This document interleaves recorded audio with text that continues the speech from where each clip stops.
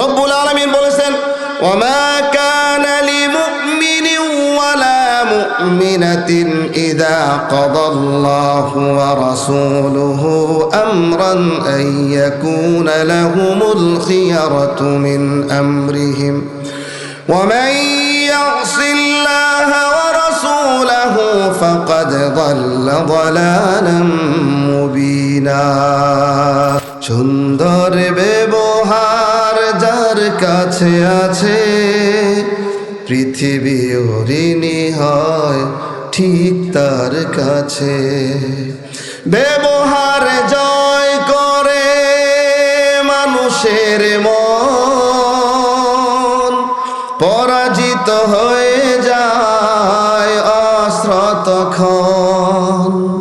বিনয়ের ফুরান শক্তি আছে, পৃথিবী ঋণী হয় ঠিক তার কাছে। সূরা বাকারার ৮৩ নম্বর আয়াতে আল্লাহ সুবহানাহু ওয়া তাআলা বলেন, তোমরা পিতামাতা, আত্মীয় স্বজন, এতিম মিসকিনের সাথে সুন্দর আচরণ করো আর মানুষের সাথে সুন্দরভাবে কথা বলো।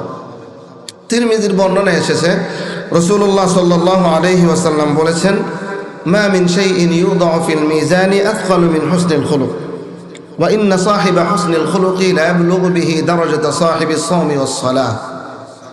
কিয়ামতের দিন কর্মবিচারের পাল্লায় বান্দার সবচেয়ে ভারী আমল এবং সবচেয়ে মূল্যবান আমল হবে হচ্ছে সুন্দর আচরণ, সুন্দর ব্যবহার, সুন্দর চরিত্র।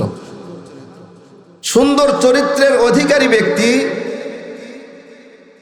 নফল নামাজ, নফল রোজার যে সওয়াব পাওয়া যায় সেই সওয়াব অর্জন করতে পারবে। ইবনে ওমর রাদিয়াল্লাহু তাআলা আনহু বলেন, আমি রাসূলুল্লাহ সাল্লাল্লাহু আলাইহি ওয়াসাল্লামের সঙ্গে ছিলাম। এক ব্যক্তি এসে তাকে জিজ্ঞেস করলো, হে আল্লাহর রাসূল, আইয়ুল মুমিনিনা আফদল, কোন মুমিন শ্রেষ্ঠ মুমিন? রাসূলুল্লাহ সাল্লাল্লাহু আলাইহি ওয়াসাল্লাম বলেছেন, আহসানুহুম খুলুকা, মুমিনদের মধ্যে যার চরিত্র যত সুন্দর, মুমিনদের মধ্যে সে ততই বেশি সর্বশ্রেষ্ঠ। তিরমিজির বর্ণনায় আরেকটি হাদিস এসেছে, রাসূলুল্লাহ সাল্লাল্লাহু আলাইহি ওয়াসাল্লাম বলেছেন, ইন্না মিন আহাব্বিকুম ইলাইয়া ওয়া আকরাবিকুম মিন্নি মাজলিসান ইয়াউমাল কিয়ামাহ আহাসিনাকুম আখলাকা, তোমাদের মধ্যে সবচেয়ে বেশি প্রিয় হচ্ছে আমার কাছে ওই ব্যক্তি এবং কিয়ামতের দিন সবচেয়ে কাছে থাকবে ওই ব্যক্তি যার চরিত্র যত সুন্দর। চরিত্র একটি গুরুত্বপূর্ণ ইবাদত, সুন্দর আচরণ গুরুত্বপূর্ণ একটি ইবাদত, যা রাসূলুল্লাহ সাল্লাল্লাহু আলাইহি ওয়াসাল্লাম বলেছেন। আল্লাহ সুবহানাহু ওয়া তাআলা বলেছেন, ওয়া ইন্নাকা লাআলা খুলুকিন আযীম, হে নবী আপনি সর্বোত্তম চরিত্রের অধিকারী। আয়েশা রাদিয়াল্লাহু তাআলা আনহাকে জিজ্ঞেস করা হয়েছিল রাসূলুল্লাহ সাল্লাল্লাহু আলাইহি ওয়াসাল্লামের চরিত্র সম্পর্কে, তিনি বলেছেন, কানা খুলুকুহুল কুরআন, রাসূলুল্লাহ সাল্লাল্লাহু আলাইহি ওয়াসাল্লামের চরিত্র হচ্ছে কুরআন। রাসূলুল্লাহ সাল্লাল্লাহু আলাইহি ওয়াসাল্লাম যখন মদিনায় আসছেন, আনাস ইবনে মালিক রাদিয়াল্লাহু তাআলা আনহু, তিনি এতিম, তার মা নিয়ে গেছে রাসূলের দরবারে, যায় বলতেছে, হে রাসূল, মানুষ তো আপনাকে বিভিন্ন রকম হাদিয়া দেয়, আমি তো তেমন হাদিয়া দিতে পারতেছি না, আপনার দরবারে আমার ছেলেটাকে রেখে গেলাম যেন দিন শিখতে পারে আর আপনার খেদমত করতে পারে। আনাস ইবনে মালিক রাদিয়াল্লাহু তাআলা আনহু তখন থেকে নিয়ে 10টি বছর রাসূলুল্লাহ সাল্লাল্লাহু আলাইহি ওয়াসাল্লামের খেদমত করেছেন। তিনি সব কিছু দেখেছেন, প্রিয় নবী সাল্লাল্লাহু আলাইহি ওয়াসাল্লামের কথাবার্তা কেমন, আচার আচরণ কেমন, তিনি সব কিছু দেখেছেন। তিনি বলেন, কানা আহসানান নাসি খুলুকা, রাসূলুল্লাহ সাল্লাল্লাহু আলাইহি ওয়াসাল্লামের চরিত্র হলো সর্বশ্রেষ্ঠ চরিত্র, সবচেয়ে সুন্দর চরিত্র। তিনি বলেন, আমি 10টা বছর তার খেদমত করলাম, কোনোদিন উফ শব্দটা পর্যন্ত তিনি ব্যবহার করেননি। রাসূলুল্লাহ সাল্লাল্লাহু আলাইহি ওয়াসাল্লামের চরিত্র ছিল সবচেয়ে সুন্দর। তার চরিত্রের কারণে দলে দলে মানুষ ইসলামের ছায়াতলে আশ্রয় নিয়েছে, শুধু চরিত্রের কারণে, সুন্দর ব্যবহারের কারণে। আপনারা জানেন, বুখারী শরীফের হাদিসে রয়েছে, নবী আলাইহিস সালামের অশ্বারোহী বাহিনী একজন বন্দী নিয়ে আসছে, নাম হচ্ছে সুমামা ইবনে উসাল রাদিয়াল্লাহু তাআলা আনহু, নিয়ে এসে মসজিদে নববীর এক খুঁটির মধ্যে বেঁধে রেখেছেন। নবী আলাইহিস সালাম তার কাছে যে জিজ্ঞেস করতেছে, মা ইনদাকি ইয়া সুমামা, সুমামা তোমার কি খবর, তুমি নবীর কাছ থেকে কেমন আচরণ আশা করো? সে বলছে, ইনদি খাইর, আমি আশা করি আপনার থেকে ভালো আচরণ। ইন তাকতুল তাকতুল যা দামিন, আপনি যদি আমাকে হত্যা করেন তাহলে হত্যাযোগ্য একজন ব্যক্তিকে আপনি হত্যা করবেন। ওয়া ইন তুনইম তুনইম আলা শাকিরিন, আর যদি আপনি আমাকে অনুগ্রহ করেন তাহলে একজন কৃতজ্ঞ ব্যক্তিকে অনুগ্রহ করবেন। ওয়া ইন কুনতা তুরিদুল মাল ফাসাল মিনহু মা শিতা, আর যদি আপনি সম্পদ চান তাহলে বলেন আমি সম্পদ যা চান তাই দেব। ইয়া সালাম, আল্লাহ রসুল প্রথম দিন জিজ্ঞেস করলেন, দ্বিতীয় দিন আবার আসলেন জিজ্ঞেস করলেন, একই কথা হয়েছে। তৃতীয় দিন আবার আসছেন জিজ্ঞেস করছেন, একই কথা হয়েছে। আল্লাহ নবী সাহাবায়ে কেরামদেরকে বললেন, ও আমার সাহাবীরা, তার বাঁধন ছুটে দাও, খুলে দাও। সুমামা ইবনে উসাল বন্দির সাথে কি আর কেমন আচরণ করতে হয় ইসলাম দৃষ্টান্ত রেখেছেন। তার বাঁধন খুলে দেওয়া হয়েছে। বাঁধন খোলার পর পাশে যায় এক জলাশয়ে গোসল করে এসে বলতেছে, আশহাদু আল্লা ইলাহা ইল্লাল্লাহ ওয়া আশহাদু আন্না মুহাম্মাদার রাসূলুল্লাহ। শাহাদাত পড়ে কালিমা শাহাদাতের মাধ্যমে সে ইসলাম গ্রহণ করে ফেলেছেন।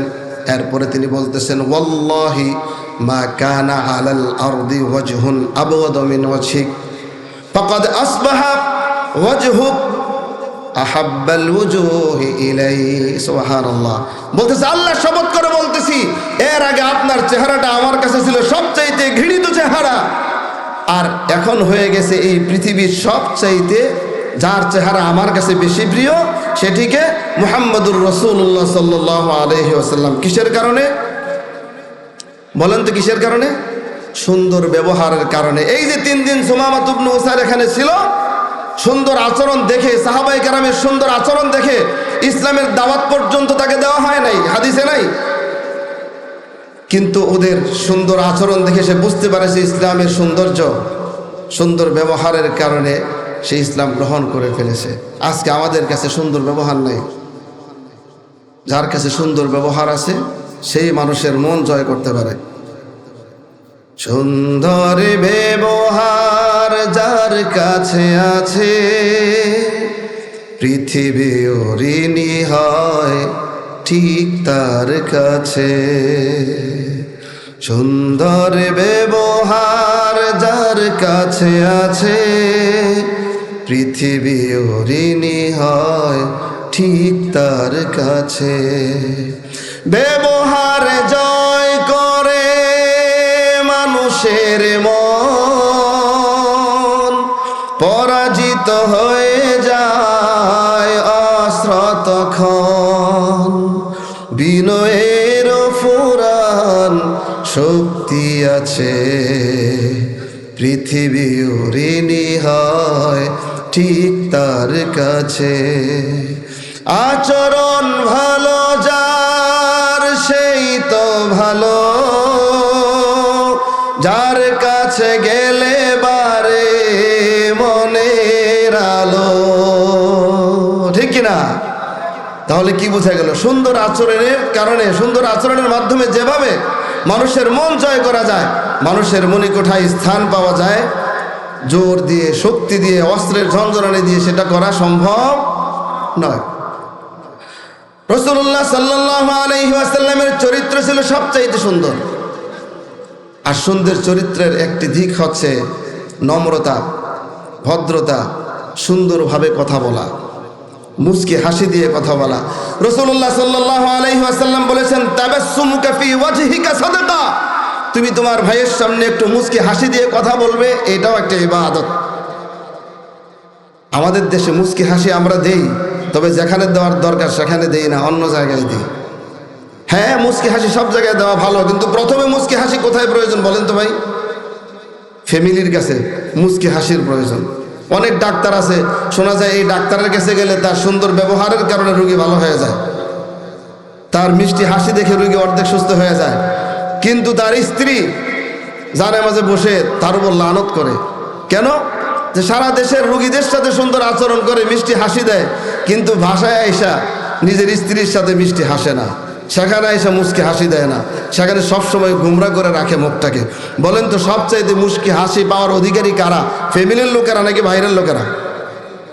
সবাই হকদার, তবে বেশি কারা? ফ্যামিলির মানুষ।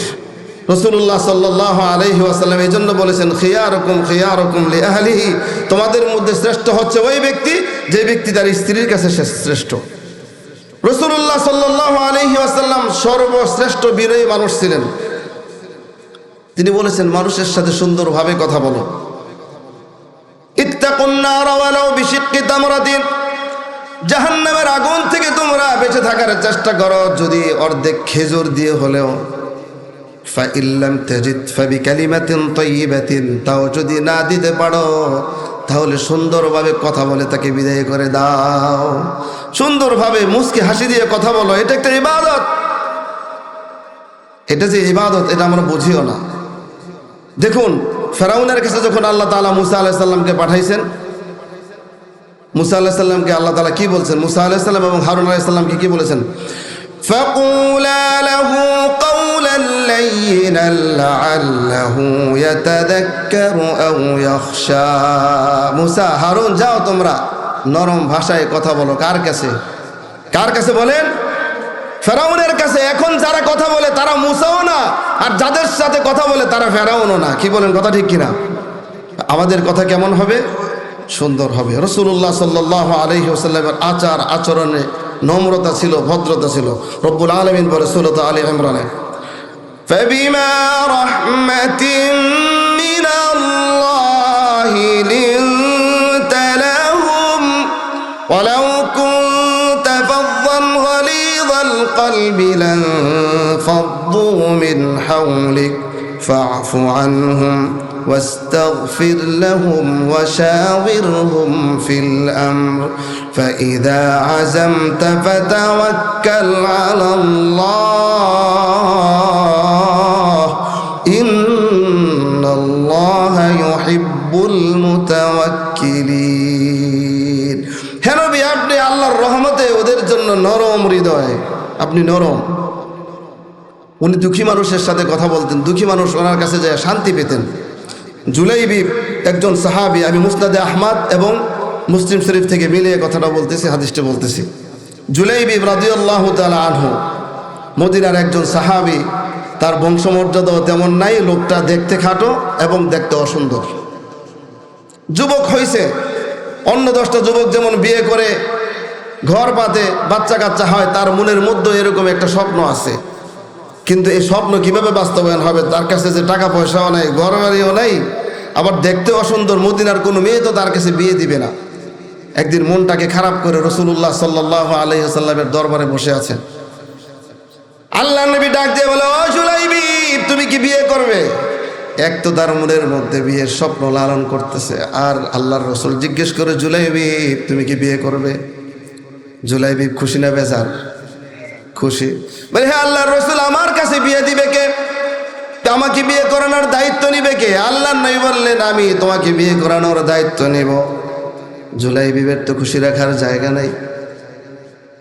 এরপর আল্লাহর নবী একজন আনসারী সাহাবীর একজন মেয়ে ছিল, ওই আনসারী মদিনার সাহাবীকে ডেকে বললে, ও আমার সাহাবী, তোমার বাড়িতে যে মেয়েটা আছে তাকে কি তুমি বিয়ে দিবে?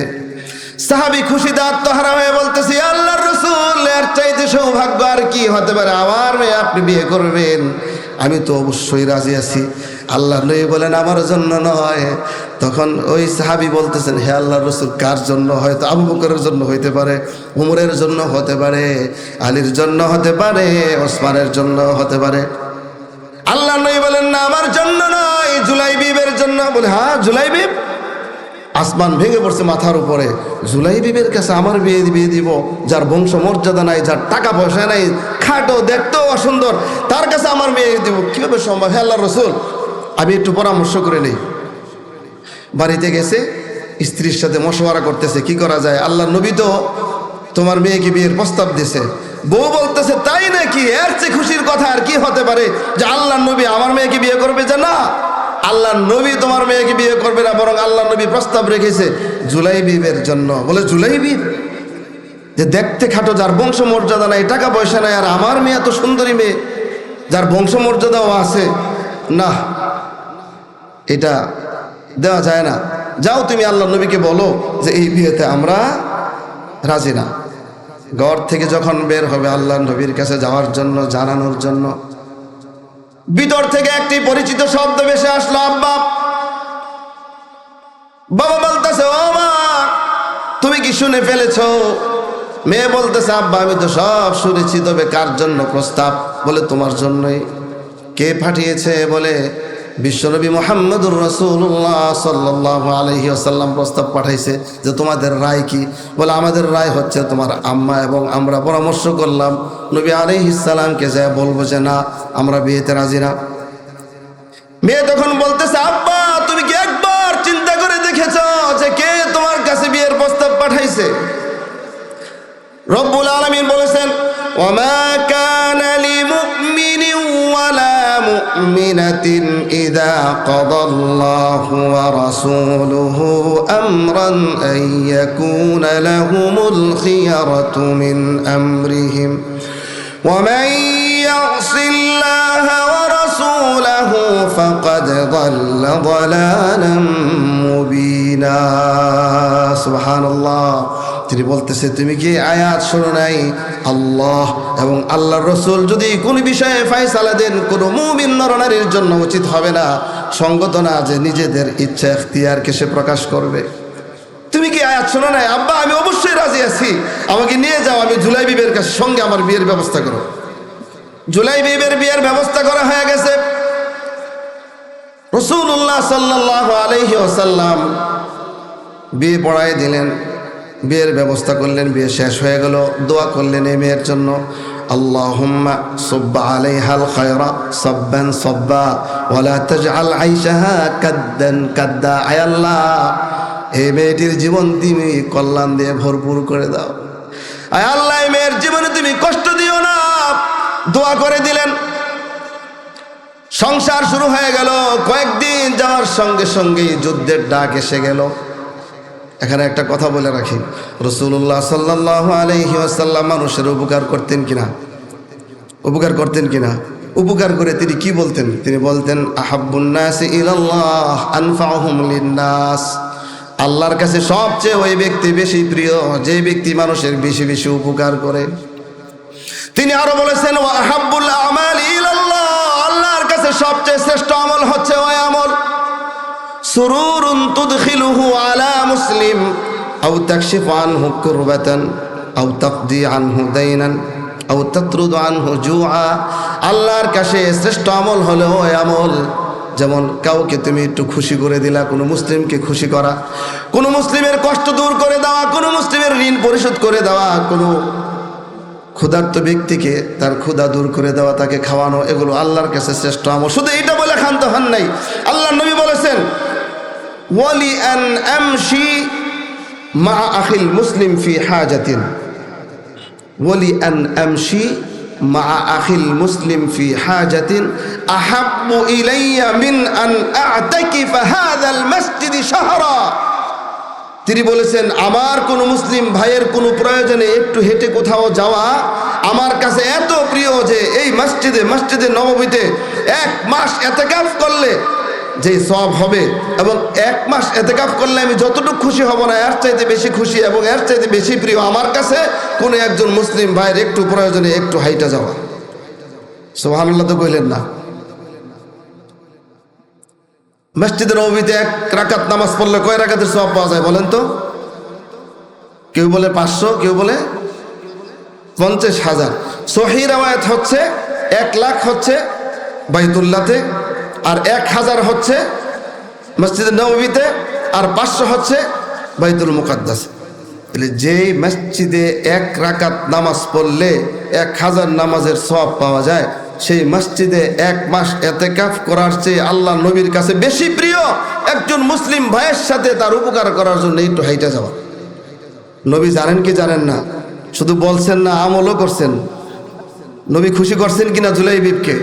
কেউ তো খুশি করতে পারে নাই। খুশি করেছেন কে? কে খুশি করছেন? বিশ্বনবী সাল্লাল্লাহু আলাইহি ওয়াসাল্লাম। দেখুন, এরপরে যুদ্ধের ডাক যখন আসলো, জুলাইবিব রাদিয়াল্লাহু তাআলা আনহু কিন্তু নতুন সুন্দরী বউ পায়া ঘরে বসে থাকে নাই, চলে গেছে যুদ্ধের ময়দানে। যুদ্ধের ময়দানে যখন যুদ্ধ ঠান্ডা হয়ে গেছে, মুসলমানরা বিজয় হয়েছে, লাশগুলো কত বিক্ষত হয়ে বিভিন্ন দিগন্তে পড়ে আছে, বিভিন্ন দিক বিদিকে পড়ে আছে। আল্লাহ নবী জিজ্ঞেস করতেছে, হাল তাফকিদুনা আহাদান, ও আমার সাহাবীরা, তোমরা কাকে কাকে হারিয়েছো? সাহাবায়ে কেরাম বলতে লাগলেন, অমুককে অমুককে পাই না, ওদেরকে খুঁজতেছি, ওদেরকে হারাইছি। আল্লাহ নবী বললেন, ওয়ালাকিন্নী আফকিদু জুলাইবিব, আমি জুলাইবিবকে হারাই ফেলছি। দেখো জুলাইবিব কোথায় আছে। জুলাইবিবকে খুঁজতে খুঁজতে একটা জায়গায় পাওয়া গিয়েছে যেখানে 7 জন পড়ে আছে, পাশে জুলাইবিব রাদিয়াল্লাহু তাআলা আনহুর লাশটা পড়ে আছে। আল্লাহ নবী সেখানে গেলেন, গিয়ে বললেন, এই যে জুলাইবিব যুদ্ধ করতে করতে 7 জন কাফেরকে হত্যা করে পৃথিবী থেকে বিদায় করে দিয়েছে, অবশেষে কাফেররা তাকে শহীদ করে দিয়েছে। এরপর আল্লাহ নবী তাকে দাফন করলেন আর বললেন, হাদা মিন্নি ওয়া আনা মিনহু, আমিও জুলাইবিব থেকে, জুলাইবিব আমার থেকে, আমি জুলাইবিবকে ভালোবাসি, জুলাইবিব আমাকে ভালোবাসেন। রাসূলুল্লাহ সাল্লাল্লাহু আলাইহি ওয়াসাল্লামের চারিত্র্য মাধুর্য কত সুন্দর ছিলেন। তিনি কৌতুক, হাসি ঠাট্টা রস করতেন। তিনি এক সাহাবী, নাম তার জাহের, বাজারের মধ্যে পণ্য বিক্রি করতেছে। রাসূলুল্লাহ সাল্লাল্লাহু আলাইহি ওয়াসাল্লাম সেখানে গেছেন, যাওয়ার পরে পিছন দিক থেকে জড়ায় ধরে চোখের মধ্যে হাত দুইটা রাখছে। সাহাবী বলতেছে, কে? আমাকে ছেড়ে দাও, ছেড়ে দাও। বুঝতে পারেন নাই কে। যখন বুঝতে পারলো রাসূলুল্লাহ সাল্লাল্লাহু আলাইহি ওয়াসাল্লাম, পিঠটাকে নবীর পেটের সাথে এইভাবে আরো লাগাই দিছে। এবার রাসূলুল্লাহ সাল্লাল্লাহু আলাইহি ওয়াসাল্লাম বলতেছে, মাইয়াশতারি হাদাল আবদা, মানে হলো জাহের গরিব মানুষ, দেখতে অসুন্দর। এখন বলতেছে, এই গোলামরে কিনবে কে? ঠাট্টা করে বলতেছে, এই গোলামকে কিনবে কে? এবার জাহের বলতেছে, হে আল্লাহর রাসূল, ইদান ওয়াল্লাহি তাজিদুনি কাসিদা, আমাকে দিয়ে আপনি লাভ করতে পারবেন না। আল্লাহর রাসূল জবাব দিলেন, ওয়াল্লাহি আনতা ইনদাল্লাহি লাস্তা বিকাসিদিন, হে জাহের, তুমি দুনিয়ার মানুষের কাছে যদিও মূল্যহীন হয়ে থাকো, কিন্তু রব্বুল আলামিনের কাছে তুমি বড় মূল্যবান। সুবহানাল্লাহ। একজন বৃদ্ধা মহিলা এসে আল্লাহ নবীকে বলতেছে, হে আল্লাহর রাসূল, আমার জন্য দোয়া করেন যেন আল্লাহ আমাকে জান্নাত দেন। আল্লাহ নবী বললেন, কোন বৃদ্ধা জান্নাতে যাবে না, কোন বৃদ্ধা জান্নাতে যাবে না। ওই মহিলা, বৃদ্ধা মহিলা কাঁদতে কাঁদতে বাড়ির দিকে রওনা দিছে। আল্লাহ নবী সাহাবায়ে কেরামদেরকে বললেন, যাও ওনাকে বলো, উনি যখন জান্নাতে যাবে, কুমারী অল্প বয়সী মেয়ে হইয়া জান্নাতে যাবে। রাসূলুল্লাহ সাল্লাল্লাহু আলাইহি ওয়াসাল্লামকে সাহাবায়ে কেরাম বলছে, হে আল্লাহর রাসূল, আপনি আমাদের সাথে ঠাট্টা মশকরিও করেন, কৌতুকও করেন। আল্লাহ নবী বলেন, করি ঠিক, তবে আমি মিথ্যা বলি না। তিনি একদিন একজন এসে বলতেছে, আমাকে বাহন লাগবে, আমাকে বাহন দেন। বলে, ঠিক আছে, তাকে একটা উটের বাচ্চা দিয়ে দাও। ওই সাহাবী বলতেছেন, আল্লাহর রাসূল, আপনার কাছে আমি চাইলাম কি, আপনি উটের বাচ্চা দিবেন, এই বাচ্চা দিয়ে কি হবে? আল্লাহ নবী বলেন, আমি তোমাকে যদি একটা উটও দেই, তাহলে সেই উট তো উটের বাচ্চাই হবে, এটা তো ঘোড়ার বাচ্চা হবে না। সুবহানাল্লাহ কন্যা। এইভাবে তিনি হাস্যরস করতেন, বাচ্চাদের সাথেও হাসি মজাক করতেন। একটা পিচ্চি বাচ্চা ছিল, আনাস রাদিয়াল্লাহু তাআলা আনহুর ভাই, তাকে বলতো, হে আবা উমায়ের, মা ফাআলান নুগায়ের, উমায়েরের আব্বা, কি খবর তোমার ছোট্ট পাখিটার? এরকম তিনি কথা বলতেন। সুবহানাল্লাহ। রাসূলুল্লাহ সাল্লাল্লাহু আলাইহি সাল্লামের এই অন্যতম চারিত্রিক দিক ছিল, উনি বিনয়ী ছিলেন, নম্র ছিলেন, ভদ্র ছিলেন। আরেকটি দিক হচ্ছে সুন্দর চরিত্রের। বেশি রাগ হয়ে গেলে রাগকে দমন করতে পারা। আমাদের লোকেরা যদি রাগ হয়ে যায়, তাইলে প্রথম যে কাজটা করে, বউরে 3 তালাক দিয়ে দেয়। আপনাদের এলাকার খবর জানি না, আমাদের এলাকায় এটা খুব বেশি। ঝগড়া হইলে, বউয়ের সাথে রাগ হইলে একসাথে কয় তালাক দেয়? একসাথে 3 তালাক দিয়ে দেয়। রাগ দমন করতে পারে না। দেখুন রাসূলুল্লাহ সাল্লাল্লাহু আলাইহি ওয়াসাল্লামের আচরণ কেমন ছিল, রাগ হলে তিনি কি করতেন। বুখারী শরীফের হাদিস, বদরের যুদ্ধের দিনে রাসূলুল্লাহ সাল্লাল্লাহু আলাইহি ওয়াসাল্লাম সাহাবায়ে কেরামদেরকে কাতারবন্দি করতেছিলেন। নামাজের কাতার যেমন সোজা করা হয়, এরকম কাতার সোজা করতেছিলেন। আঁকা বাঁকা থাকলে সোজা করে দিতেছিলেন। হাতের মধ্যে ছিল একটা তীর। আর কাতারবদ্ধ হয়ে আল্লাহর রাস্তায় জিহাদ করার ব্যাপারে কোরআনে আছে। আল্লাহ তাআলা বলেন, ইন্নাল্লাহা ইউহিব্বুল্লাযীনা ইউকাতিলুনা ফী সাবিলিহি সাফফান কাআন্নাহুম বুনয়ানুম মারসুস। যারা কাতারবদ্ধ হয়ে আল্লাহর রাস্তায় যুদ্ধ করে, আল্লাহ ওদেরকে ভালোবাসেন যেন তারা সীসা ডালা প্রাচীরের মতো। আল্লাহ নবী কাতারবদ্ধ করতেছেন। ইন দ্য মিন টাইম সাওয়াদ ইবনে গাজিয়া রাদিয়াল্লাহু তাআলা আনহু একটু সামনের দিকে এগিয়ে গেছেন। আল্লাহর নবী ওই তীরের মাথা দিয়া তার পেটের মধ্যে খোঁচা দিয়া বলতেছে, ইস্তাউইয়া সাওয়াদ, হে সাওয়াদ, কাতার সোজা হয়ে কাতার সোজা করো, পিছনে যাও। সোজা করে দাঁড়াও। এবার সাওয়াদ বলতেছে, হে আল্লাহর রাসূল, আউজাতানি, আপনি তো আমাকে কষ্ট দিয়েছেন। নবী কি কাউরে কষ্ট দেয় নাকি কষ্ট মুছে দেয়? যে জন কখনো ব্যথা দিতে জানে না, যে জনকে বলি মুছে দেয় বেদনা, হৃদয়ের হাহাকার আপন করে নিতে আয়। আর কার মন এত প্রশস্ত, তার নাম